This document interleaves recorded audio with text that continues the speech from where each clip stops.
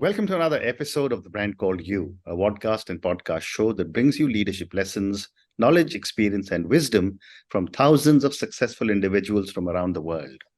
I'm your host, Ashutosh Garg, and today I'm delighted to welcome a very accomplished professional from Geneva, Switzerland, Mr. Jakob Bovin. Jakob, welcome to the show. Thank you, Ashutosh. It's a pleasure to be here. Thank you. Jakob is a co-founder of Leading to Results. He's an executive coach and he's a consultant. So, Jakob, before we talk about leading to results, tell me about your own amazing journey. Yeah, so in a nutshell, I'm Swedish. I moved to Switzerland very early at the age of 10. My father got work here, and but then spent a considerable time in the US. And as I like to say, that explains why I do not have the typical Swedish English accent. Yeah. I then started my career at HP back here in Geneva in Switzerland. I did about 9 years in IT. Found that was, I worked in a very cost-centric, based environment, and I wanted to move something more developing business and so on. And I found a chance to move to the printing industry in production digital printing. And I spent 9 years there. I stumbled into the photo industry when it was really tumbling because of digital photography eliminating the need for processing film. Yeah. And we had a machine to print photo books, and we built a business around that, which is today multiple hundreds of millions of dollars for HP. Right time, right place, one of those hockey curve moments. And there I was. So, and I was passionate about photos. So all things kind of fell into place. I did that for 5 years and then managed the business part of Europe. Then I moved into the packaging industry. Again, I've kind of moved laterally and into different areas to keep myself stimulated, motivated. And in the packaging industry, I had the chance to work for Bobst, who is a manufacturer of equipment to basically go from a sheet of paper into something, a box that you can put something into. And I had the chance to lead the largest ever development project of a digital printing machine, which was a monster. It was a 150 feet long, 225,000 pounds monster machine to print digital. And then my last corporate stint was basically running a global business unit in the coating industry, so putting expiration dates actually on food products, which is a $4 billion industry most people don't know about. So that was kind of my last thing before turning into Leading to Results. Amazing. So now let's talk about Leading to Results. Tell me about Leading to Results and what are you handling in this organization? Yeah, so maybe a couple of words about what kind of spurred the creation of that. I had a 25-year career, and 3 years ago I said, there's a couple of things I've seen consistently. One is people. And exploiting, not exploiting, but maximizing the potential of people. And often I was given teams who I was told, this person there is not right, they're not doing a good job, blah, blah, blah. And every time, almost, I would see somebody who was not given the right tools, nor the right environment, nor the right belief in them to actually perform. So that was one thing I observed a lot through my career. The other thing was a passion for execution. So I contend that if you have any business endeavor, and you perform the basics of that business better, you will outperform anyone. Okay. And those two things kind of spurred this idea of doing something new. So 25-year career, I said, let's do something else for the next 25 years. And I founded Leading to Results. Fascinating. And what key qualities do you believe, Jakob, are essential for a successful leader in today's world? That's a great question. One I spend every day trying to answer with leaders together. I think at the center of that, I would put the ability to create and build trust. Okay. And you look at any leadership model, trust is at the foundation. And I like to say, if you think about yourself, at anything you've done, without trust, we can't actually do anything. If we don't trust our ability to walk forward, we're not going to be able to walk. We have to build that trust. If we don't trust our ability to engage people, we can't do it. So trust is fundamental. Then I've given this a lot of thought over time, and there's kind of the standard set of criteria, but criteria that come to mind for me are being inclusive. Okay, so we need to have a much more inclusive mindset as leaders today. Realist is one of my favorites, because I think I've seen a lot of leaders who just go out on a tangent that's completely off target and basically damage the organizational teams they work with. Being humble is another one that's absolutely key. And then maybe linked to realist is also the last 3 points that I want to evoke are around staying on course. Okay, so seeing the leaders I've worked with and for that were truly exceptional were those who said, no, we're going to go there. And they went there for a long time and they transformed industries. And with that comes clarity and the ability to prioritize. A couple of other things I think are absolutely fundamental. Very interesting. And Jakob, how important is setting clear goals and expectations from the team? And where does accountability lie? Yeah, so good question. So I think setting clear goals is absolutely fundamental. Okay, so I'm one of these people who've I've spent a lot of time leading sales organizations or even being in sales myself, and I realized this obsession about the goal was absolutely key in actually reaching it. However, I was rattled recently when I read James Clear's book, Atomic Habits, because he has a statement in there that just kind of made me rethink a lot about how I look at goals. And he says, you don't rise to the level of your goals, you fall to the level of your system. And that hit me very hard. So I still believe goals are very important, but I realize it's a system that matters. And especially as you're running your own business, and you know this as an accomplished business executive yourself, if you don't have a good system, you don't have a chance to get to the goal. So I think the two work together. And then to answer your second question there about accountability, I think about that. It's interesting. We talk a lot about accountability, and I'm going to evoke a word that might not sit there naturally, but it's emotions. And why do emotions come into play? It's because that for somebody to be truly accountable, you need them to be committed to a goal. For somebody to be committed to a goal, they need to have an emotional stake in there. Right. So that means that they're part of designing that goal, defining what they're going to do and how they're going to get there. So that's accountability for me. And then the leader has a crucial role, which is to follow up. Right. If you kind of let things go and never follow up, you lose that element of accountability. Great response. Thank you. And what role does self-awareness play in effective leadership? And how do you help leaders develop self-awareness? Yeah, so another it's another one of my favorites.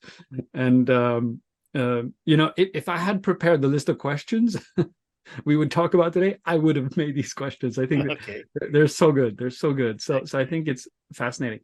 But self-awareness is fundamental, right? And one of the things we talk about extensively in leadership is the fact that there's a study that says that only about 15% of people are self-aware. Okay, so think about that for a moment. If only 15% are self-aware, that means I know which bucket I'm in. I'm in the 85% for sure, statistically. And the challenge then is you cannot grow if you're not self-aware. In my view, it's impossible. So then you ask me, how do you do that? Well, you need, and I'm getting, as I'm kind of new in this after 3 years, but I'm getting more forceful about that. You really need 360 feedback, right? You need people to tell you how you perform. Right. And then you need to be ready to see it. And then you need to embrace the feedback. And there's the Marshall Goldsmith model of stakeholder-centered coaching, where there's a very deliberate methodology that he'll always say, give me one thing, or give me the feedback, identify one thing I'm going to change, and I'm going to be accountable towards you, dear team, that I'm going to make that change. Then you go all the way. That's how you change behavior. But it's hard. It's very, very hard because it's scary. We don't really want to hear the things that we're not good at. Correct. I completely agree with you. And what strategies have you found most effective in building and leading high-performance teams? as I think about this question, I really go back to think about my journey. And again, my journey is a lot about entrepreneurship and motivating people to see the value they bring in easier and less easy contexts. When you're building a new business that's growing at 300 to 500%, it's pretty easy to motivate. Right. When you're taking over an organization that's seen as a cost center that people don't really think is important, it's a different ballgame.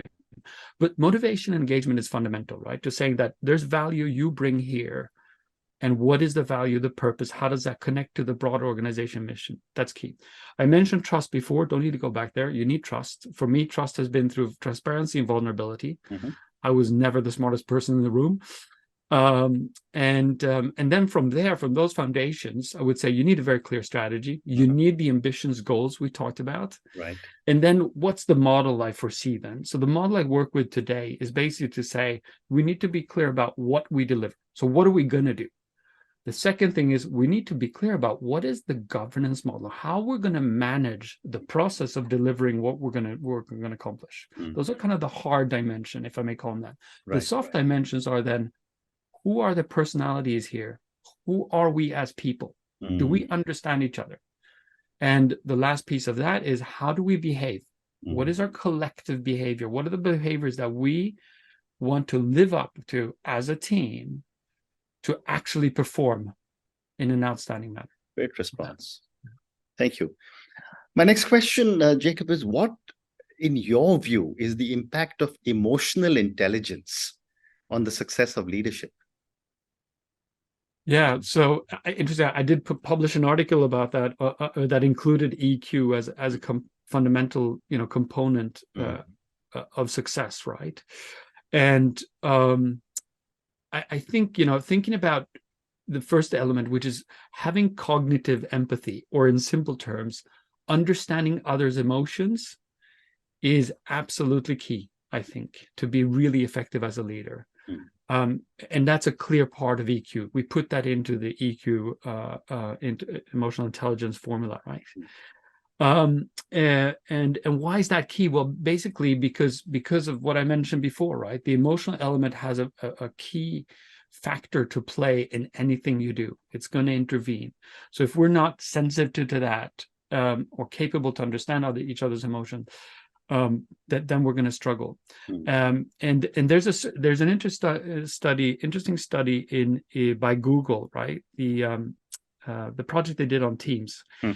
They found that teams that perform really well are those that have this emotional understanding, the empathy to understanding how far can I go with somebody else before it creates a negative friction.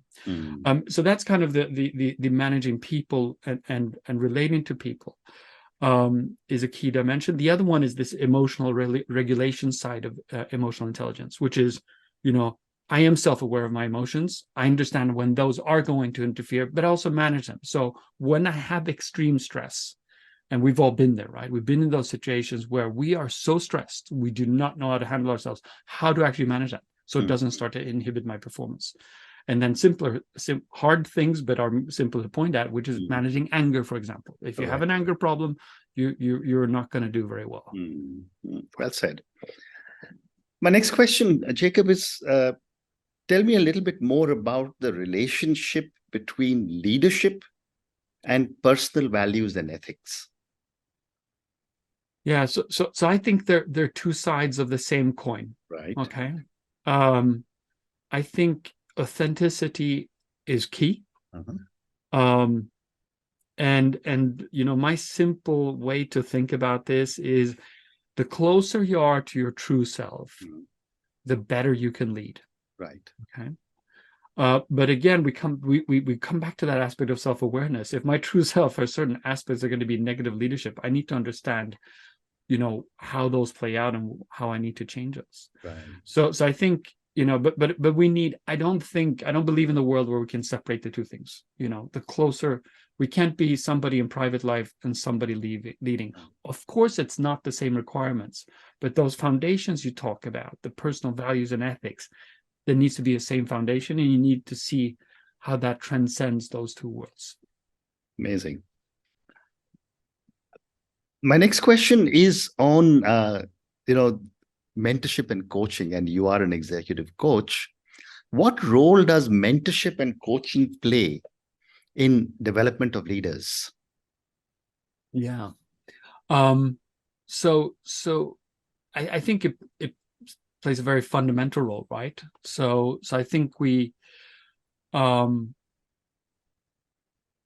know, I come back to this question of self-awareness quite a lot, but it's, it's hard in a busy executive life where we're running 200 miles or kilometers per hour, for that matter. We don't have time to take time out. So what happens is that we kind of go, and we never stop. So we never have time to see ourselves in the mirror. What a professional coach, the ICF type coaching that I do, does is provide that mirror. So it's almost, as one of my peers says, it's give us the opportunity to hear what we think. Okay, not what somebody else thinks. And if you do, if you have an executive coach to work with, I think you create the time and space for doing that. And I also think that's why coaching is so popular and so widespread today. But I'm biased, of course, because I do that. That's my profession. But I can't imagine an executive who doesn't work with the sounding board, and especially a neutral sounding board, somebody who really can come in and just play that sounding board without trying to put directive, or opinions into it. Yeah, you're so right. Over the last few years, coaching has become extremely widespread. You're so right about that.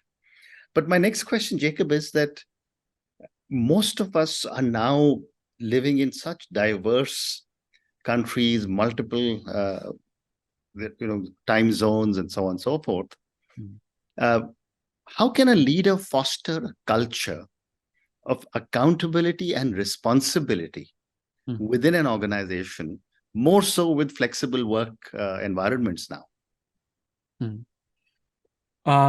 So I think it's Deming who said, who started kind of the quality moving. He said, the people that are in the best position to decide how to do things are those closest to the work, right? Or something along those lines.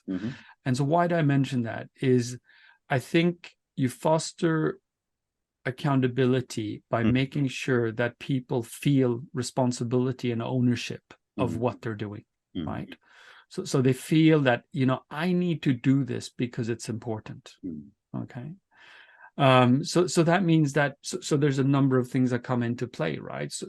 And then it doesn't matter where you work. I've worked remote without a boss around for the vast majority of my career. I never needed somebody to tell me what to do, right? Because I had clarity of the purpose, where I was going, my contribution. So as a leader, then, to make sure that people take responsibility and accountability, I need to make sure those ingredients are there. And that takes a lot of hard work. Right. So, but I've also been in moments where I was like, I just kind of threw it out there and hoped that it would work. And I'd find out that it wouldn't work for some people, because I didn't do that job of a leader to make sure that people had that clarity. And once you have that clarity, you can set goals. Say, here are the goals. Here's where we need to go. Yeah, do we agree? Yeah. Okay, go and do it. And I will help remove the obstacles for you to make you successful. And by the way, if you fail, that's if you fail, it's okay. We'll learn, we'll see where you failed, and then keep on moving. Well said. Well said. 2 or 3 more questions now. Can you share some insights into your approach to work-life balance as a leader? Yeah. So again, I smile when you ask this question, because it's certainly one very, very high on my list, right?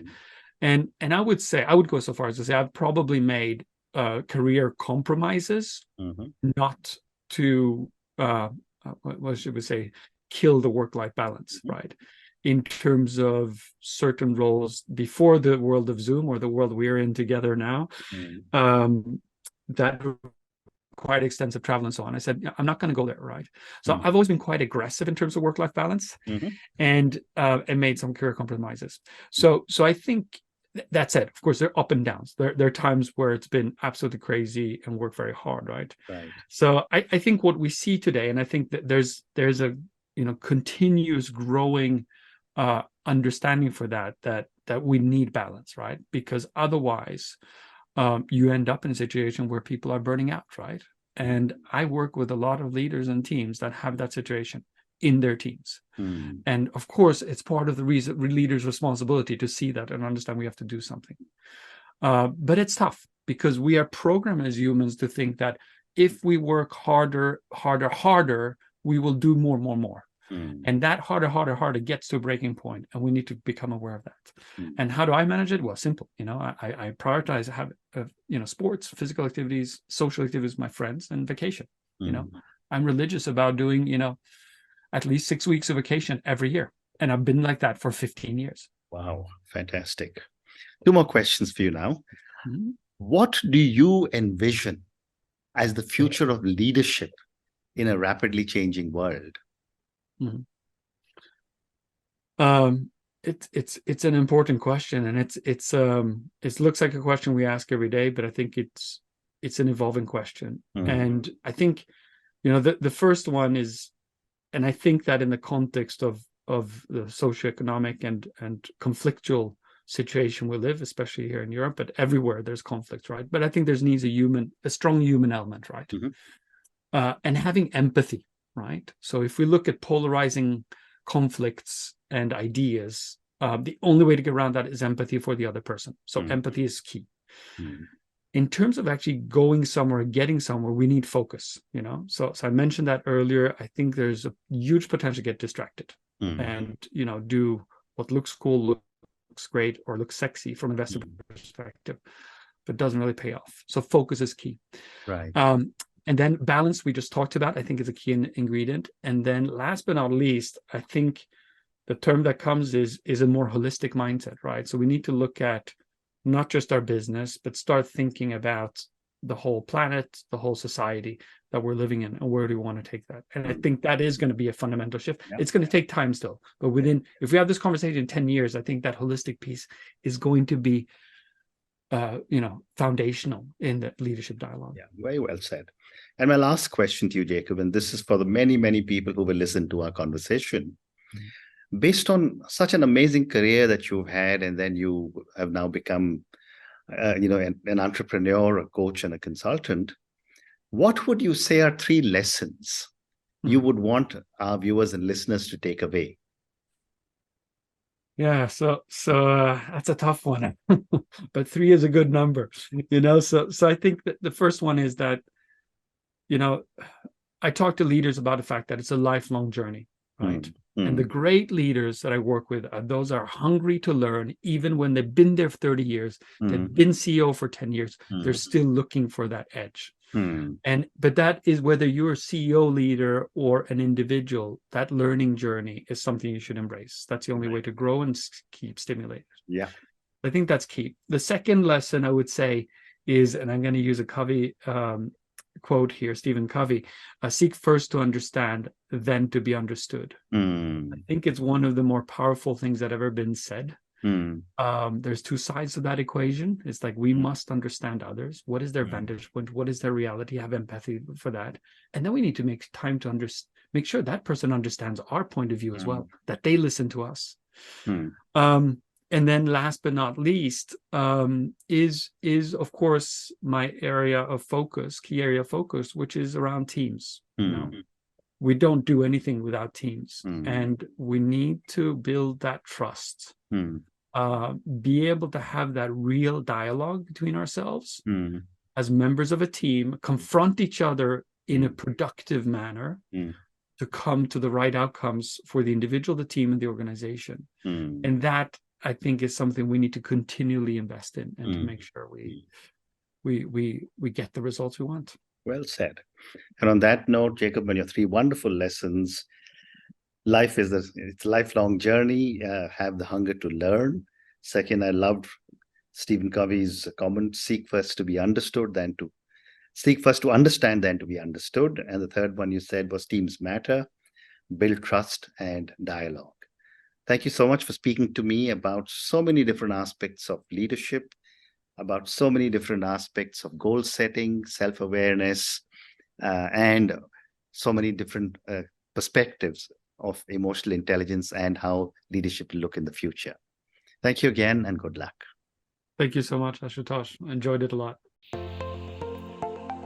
Thank you for listening to the Brand Called You videocast and podcast, a platform that brings you knowledge, experience, and wisdom of hundreds of successful individuals from around the world. Do visit our website www.tbcy.in to watch and listen to the stories of many more individuals. You can also follow us on YouTube, Facebook, Instagram, and Twitter. Just search for the Brand Called You.